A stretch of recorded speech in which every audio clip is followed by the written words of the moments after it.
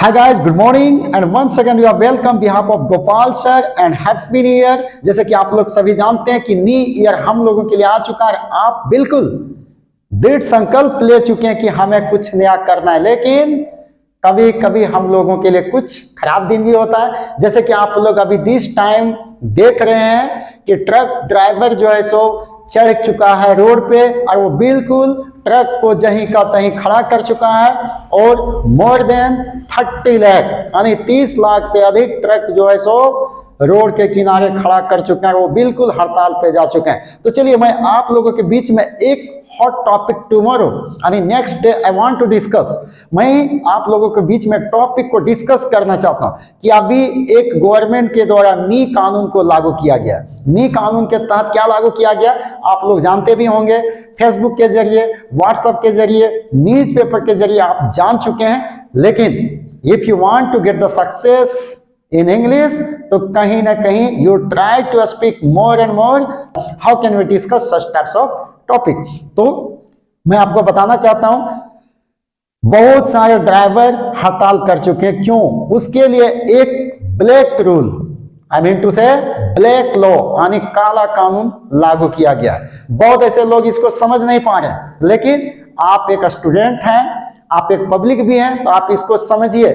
Only truck driver ही road पे क्यों आ रहे हैं? ये तो लागू सभी 4 व्हीलर के लिए भी है, लेकिन लोगों को लगता है कि ये कानून हमारे लिए नहीं, लेकिन आप भी उसमें थोड़ा सा बारीकी से समझें, क्योंकि इस कानून के तहत बताया गया है कि कोई भी ट्रक ड्राइवर कोई भी व्यक्ति को एक्सीडेंट करके भाग जाते हैं तो उसे 10 साल का सजा या 10 लाख जुर्माना देना पड़ेगा। इसके पहले भी 2 साल 3 साल का सजा होता था और उसे जो है सो जुर्माना के तौर पे कम देना पड़ता था, लेकिन 10 लाख एक सिंपल ड्राइवर, आप थोड़ा सा इस लॉजिक को समझें, एक सिंपल ड्राइवर 10 लाख रुपया का जुर्माना कैसे दे सकता है?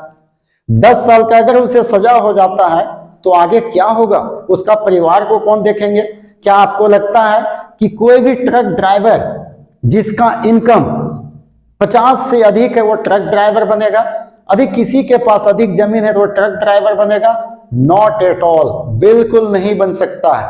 तो जब वो ट्रक ड्राइवर नहीं बन सकता है तो यदि उसके लिए कहीं मिसफॉर्चून, आई मीन टू से मिसफॉर्चुनेट, जैसे कहावत है अनफॉर्चुनेट, ये भी वर्ड एक सुने हैं, कहीं अनफॉर्चुनेटली उसके लिए कोई ऐसा घटना हो गया तो क्या होगा? गवर्नमेंट तो ये भी सिस्टम बोले कि आप कभी भी एक्सीडेंट कर दिए, अगर वो घायल अवस्था में से छोड़कर भागे तो आपके लिए खैर नहीं, लेकिन यदि वहां ड्राइवर रुक जाता है तो अभी के टाइम में अक्सर आप देखे होंगे कि अक्सर अगर ट्रक ड्राइवर का गलतियां नहीं है तो भी उससे वहां लोग पब्लिक जो होता है वो मार देता है। ऐसे में उसका जान का सुरक्षा का क्या होना चाहिए? यदि यही कानून गवर्नमेंट को लगाना था एक तरीके से लगा सकते थे। उस कानून को कैसे लेते? उसके लिए बीमा करवा देता और कुछ करवा देता, that is the most important. लेकिन ऐसा नहीं, डायरेक्ट कानून को लागू कर दिया, जिसके वजह से सभी ट्रक ड्राइवर जो है आक्रोश हो चुके हैं। यहां तक बस ड्राइवर और 1 जनवरी से लेके 3 जनवरी तक पूरे हड़ताल में जा चुका है कि इस कानून को वापस लिया जाए। Really what do you think? आपका सोच क्या है? Do you think this rule is at all well? यदि है तो कैसे अच्छा है? यदि एक ट्रक ड्राइवर सचमुच में कभी गलती से उसके पास घटना हो जाता है और वो जेल चला जाता है तो उसका परिवार को कौन देखेंगे और उसके पास 10 लाख रुपया कहां से आएगा? क्योंकि उसका इनकम जो है सो मोर देन 20,000, 15,000 और उसका सैलरी जो होता है सो 7 से लेके 10 तक ही होता है।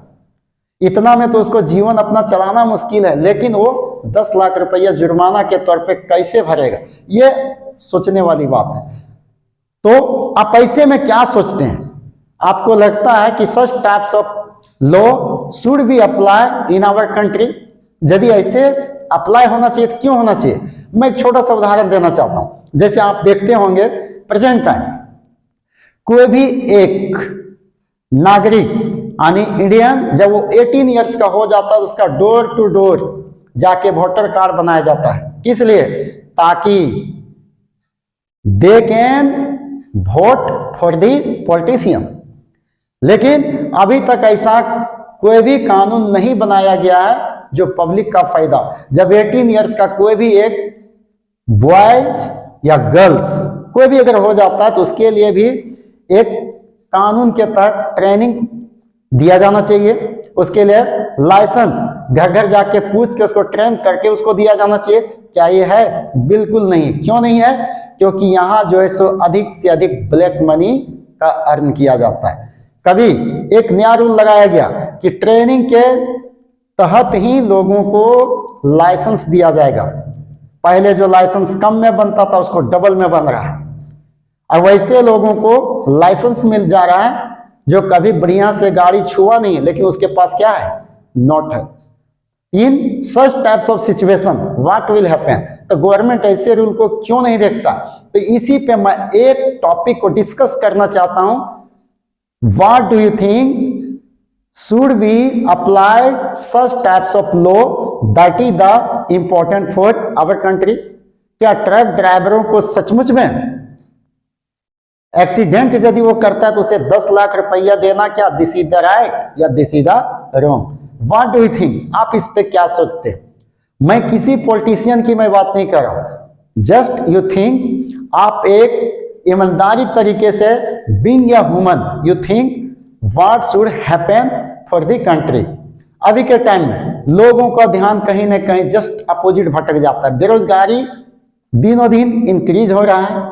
कभी ये सोचें कि अच्छा रोड बनने के बाद भी कभी कभी वहां गड्ढे होने की वजह से एक्सीडेंट हो जाता है, उसका जिम्मेवार गवर्नमेंट नहीं है। आप तो रोड पे बहुत पैसे खर्च कर रहे हैं लेकिन फिर भी एक्सीडेंट हो रहा है। Why?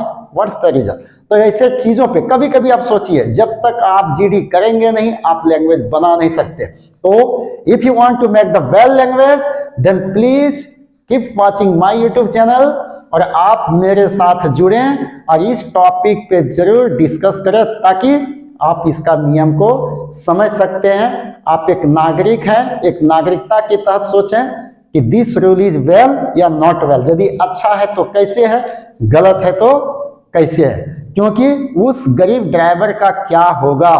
What will happen that poor driver who is driving on the road without family and always they are driving, they never think about their life. क्योंकि वो जानता है कि अगर हम ड्राइविंग नहीं करेंगे तो पैसे नहीं कमा सकते। जल्दी कोई भी ड्राइवर ये नहीं चाहता है कि हम जो है सो किसी को एक्सीडेंट कर दें। लेकिन एक छोटी सी उदाहरण मैं देना चाहता हूं।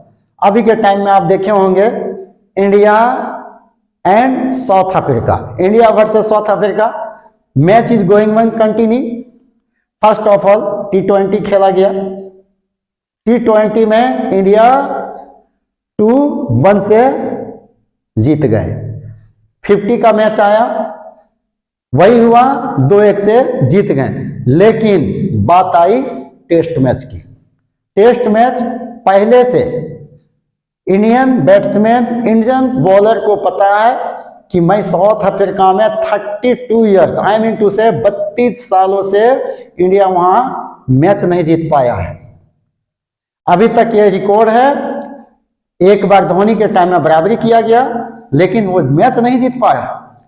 जैसे इस बात को सुना, बस अच्छे खिलाड़ी होने के बावजूद भी इंडिया जो है सो बिल्कुल मैच हार गया। एक पारी से और 32 रन से। क्या Virat Kohli is available, Rohit Sharma is available, Shubham Gill, Shreyas Iyer, many batsman, but हुआ क्या?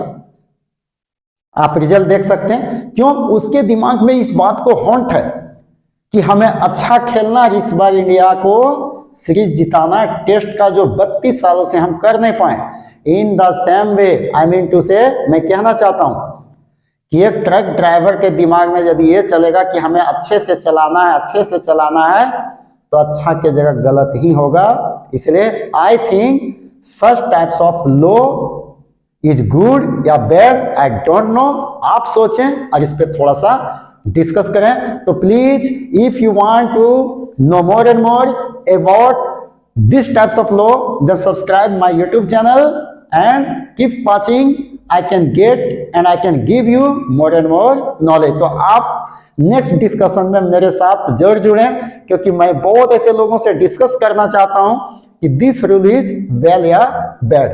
Thank you and well done.